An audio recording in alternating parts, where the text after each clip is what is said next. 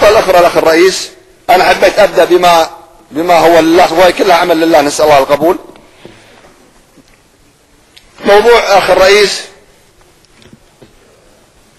اللي يتعلق في مكافحة الفساد الإداري والمالي وإعمار البلد، في بينهم ترى ترابط.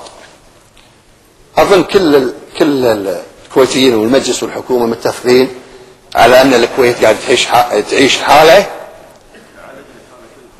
يعني في حالة من الأمنيات وواقع عكس هذه الحالة، بسبب أنه والله في رغبة بالإعمار وتنمية البلد، وفي آليات مثيرة للجدل لإعمار البلد والتنمية. فينبغي أن يكون هناك اتفاق على الآليات، حتى لما يدخل المستثمر يعرف أنه داخل بآليات صحيحة، ما يأتي بعد ذلك أحد ويقول له تعال وقف، أو تعال والله أنت تصير على صيحة مثلا.